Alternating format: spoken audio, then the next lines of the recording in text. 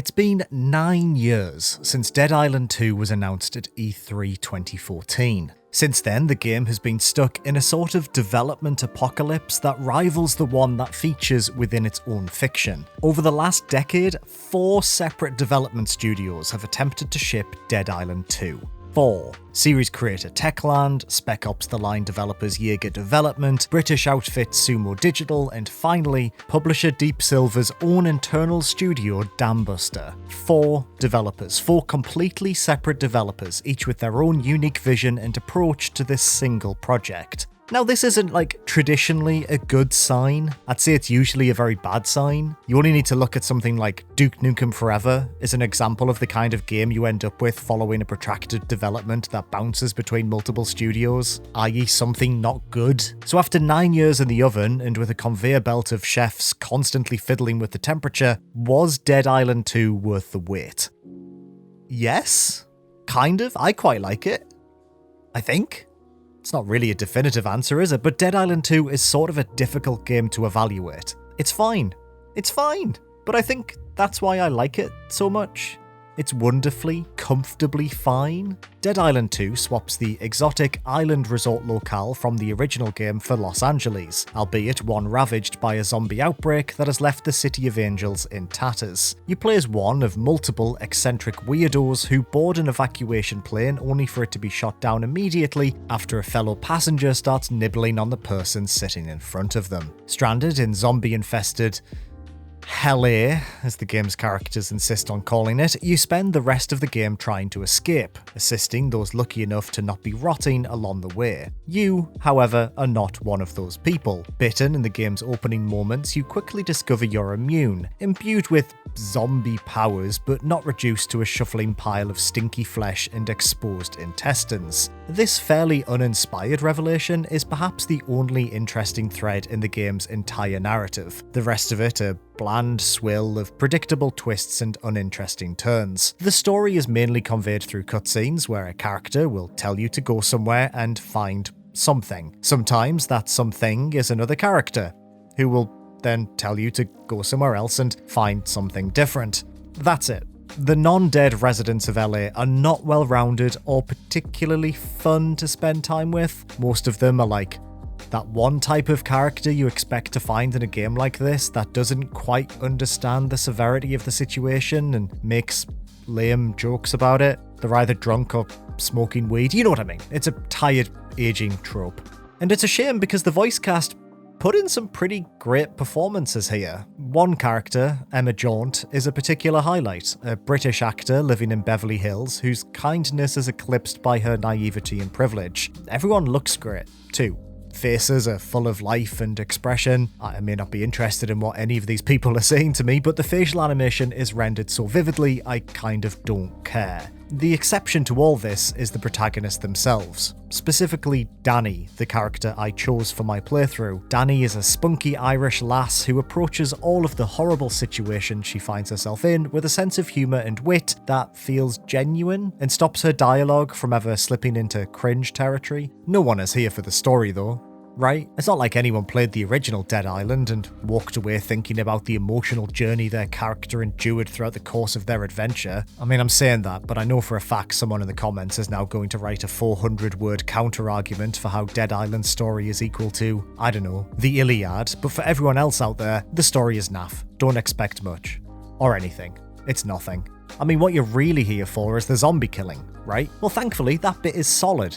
In fact, I'd maybe go as far as describe it as properly good. Dead Island 2, like its predecessors, features a first-person melee combat system. Various weapons, such as axes, machetes, golf clubs, and batons, can be scavenged and then used against the hordes of zombies that infest the streets and buildings of LA. Whacking zombies feels weighty and satisfying. A cathartic exercise that I never grew tired of throughout my time with the game. It helps that you're given a couple of abilities straight away that offer a bit of variety. You can kick, for instance, which nudges zombies away from you if they're getting a bit close. You can even combine it with a jump to perform a flying kick that causes groups of ghouls to ragdoll into walls and environmental hazards. As a huge fan of games that let me do a big kick, I really enjoyed Dead Island's big kick. It's good. It's a good kick. You can also dash out of the way of enemy attacks, causing them to stumble and leaving them exposed to a counterattack. Best of all, repeatedly hitting a zombie damages their bodies in really horrible ways. Whack a shambler in the head with a golf club a few times, and its skull will begin to cave in, an eyeball will pop out of its socket,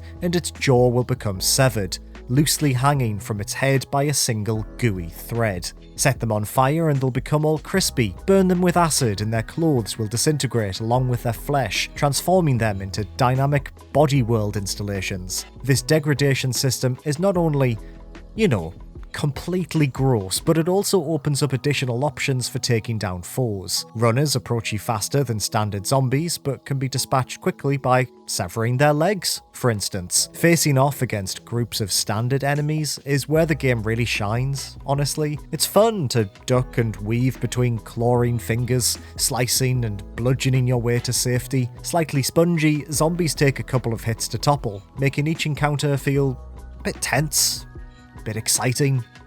It's good. The same can't be said for the game's boss enemies, who are all piss. All the classic zombie archetypes are here. A big strong bruiser, one that screams, and are all women for presumably dreary, outdated reasons. One that spits venom, one that explodes. They all have huge health bars, are largely resistant to any kind of knockback, and hit harder than anything else in the game. For the first 7 or 8 hours, you will dread engaging with them, knowing full well that you'll be stuck for up to 5 minutes, repeatedly whacking them with your strongest weapons while their health bar slowly drains to 0. It's miserable. I hated them all. Until I got a gun. Once you get a gun, boss enemies become little more than minor inconveniences. Guns have limited ammo and are ineffective against large groups, but let you dispatch boss monsters in seconds. Guns basically saved this game for me. Without them, I think I was one muscular zombie away from giving up completely. Oh, and you also have special moves and perks and stuff.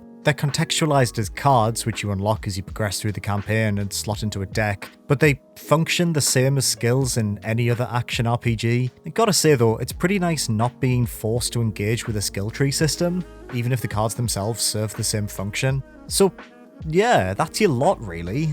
You wander around LA, finding weapons, following map markers, and killing zombies. It is by and large mechanically the same game as the original Dead Island. If you're expecting innovation, then I don't know what to tell you. Actually, I do know what to tell you. That game already exists and it's called Dying Light. It's made by the developers who created the original Dead Island. They've made 2 of them, actually, in the time it took for Dead Island 2 to come out. You can do big jumps in that one. It's good.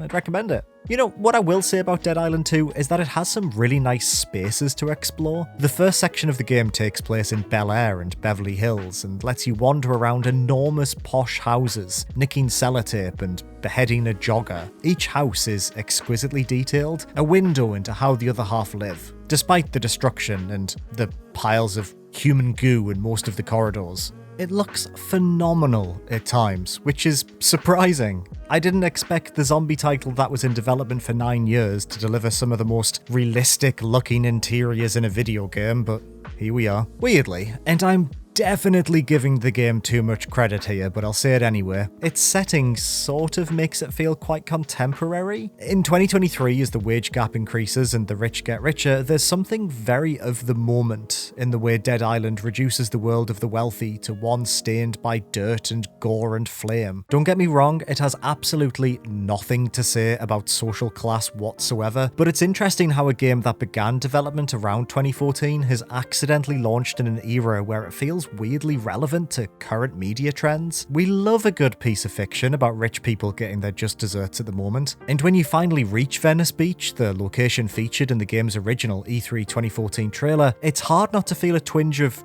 excitement that you're actually playing this game many assumed was dead in the water for nearly a decade. It almost feels like you're playing lost media.